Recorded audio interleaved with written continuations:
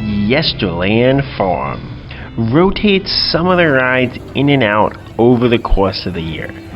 So all the attractions listed on the website might not be available on a single visit, and there are a few that I still haven't seen. These do seem to be much more present if you visit during the Fall Festival though. However, I have now been during the Fall Festival and Christmas Carnival, so I have gotten to try most of the rides. Which were my favorite? Find out as I count down the top 20 rides at Yesterland Farm.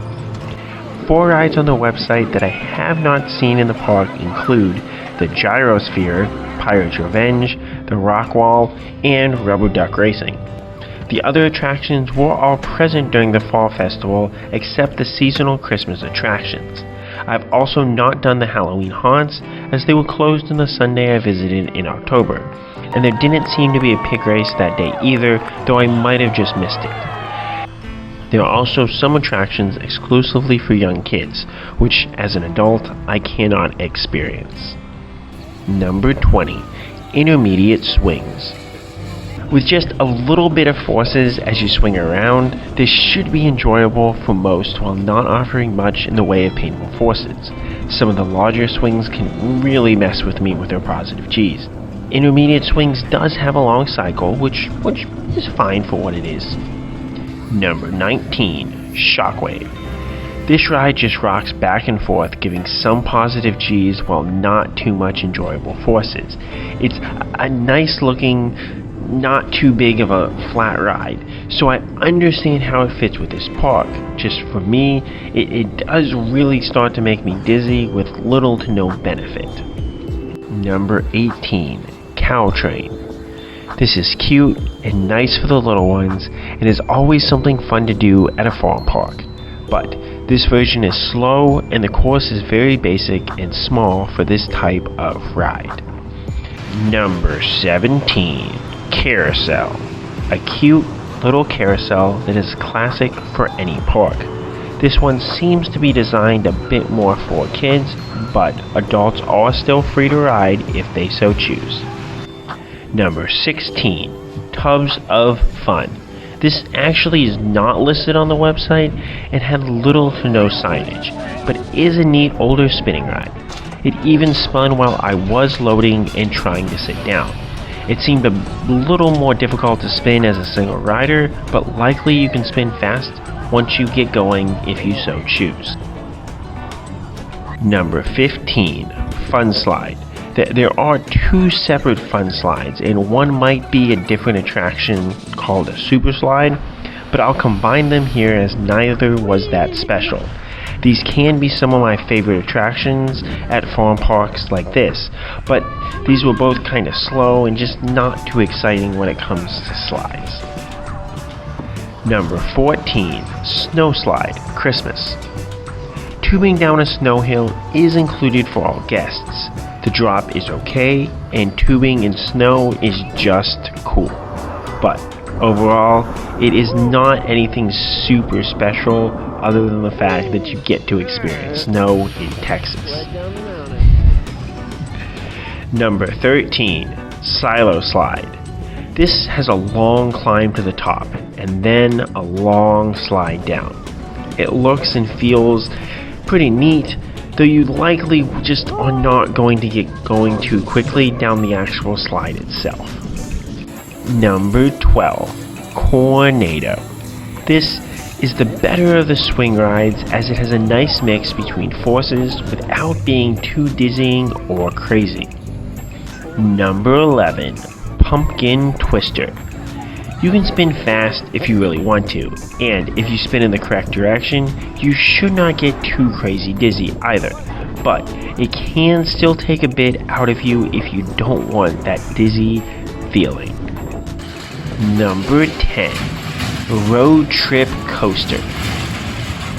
This is a very basic kiddie coaster with a crazy slow lift hill, but the few pops over the hills and dips are enjoyable enough while making this accessible for some of the youngest guests or just those in general who are scared of roller coasters. Number 9. Reckless. This pendulum ride rocks you back and forth while spinning you a lot. I was worried that the spinning and lights would really mess with my head, and there are certainly some forces despite the ride's small stature.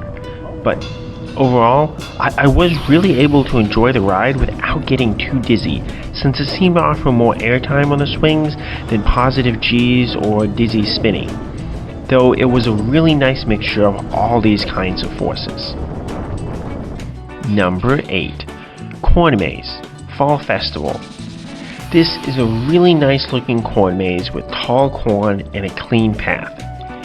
And just for that feel alone, I rank it highly, because this is how a corn maze should look. The maze itself, though, just has a few dead ends, but is actually really easy to walk around and solve. But again, those visuals of walking through it are top notch for this type of attraction, and it's just special because of that. Number 7. Supersonic. This ride looks tame, simple, and basic, but it offers decent laterals throughout. If you sit going backwards, this gives a really unique sensation of backward laterals that were really enjoyable for a small scale ride like this. Number 6. Texasauras. This Wisdom's Ride Dragon Wagon has nice theming and an enjoyable layout with a few janks and decent laterals. It is not the best coaster out there, but does its job of being enjoyable for all while approachable to the smallest of guests. Number 5. Santa's Runaway Sleigh. Milo Manufacturing kiddie coasters are always enjoyable as they throw you around a bit. This one is super smooth, which takes away some of the jerkiness and jankiness from the hills and drops that can be found on clones of this coaster across Texas, but does make an overall comfortable and enjoyable ride with the light Santa theming. Number 4. Rudy's Railroad. I'm a big fan of trains, so it's really nice to see this big train around a cornfield. And at Christmas, it even has Christmas lights. It's something nice to get me in that Christmas mood, or that railroad mood. Number 3. Yesterland Express.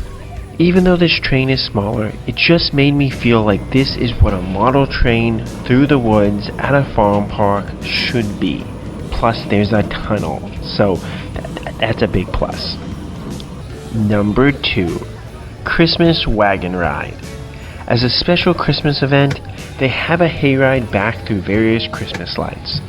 This was about the only ride besides the coasters that I had to wait for during my visit, and it was nice seeing all the lights and listening to all the Christmas music.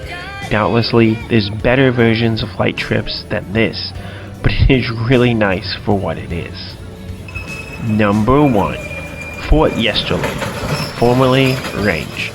My favorite coaster at this park will doubtlessly be many's least favorite ride, as this coaster is rough. It does have light padding on the right side of the train, and you may need a few rides to learn how to brace yourself appropriately for the turns. The tracking did not seem terrible, as I can be sensitive to rough bumps at times, especially if I have a headache, but the 2 turns will jam you to the side of the train with rough, jerky laterals. I can understand why this is not a pleasant experience for everyone, but I kept coming back for more, as I'm big on both roughness and laterals on a coaster. Sadly, this combination does not execute either crazy well. Good roughness for me was best defined by Runaway Mine Train before the retracking, and laterals are best defined by Speedy Mouse at Dreamworld in Thailand. But for a kiddie coaster, I would gladly ride a coaster with this much character. Which rides are your favorite at this amusement park? If you've gone in to experience any of the other flat rides that they have, let me know. And, as always, Kapkun Krap.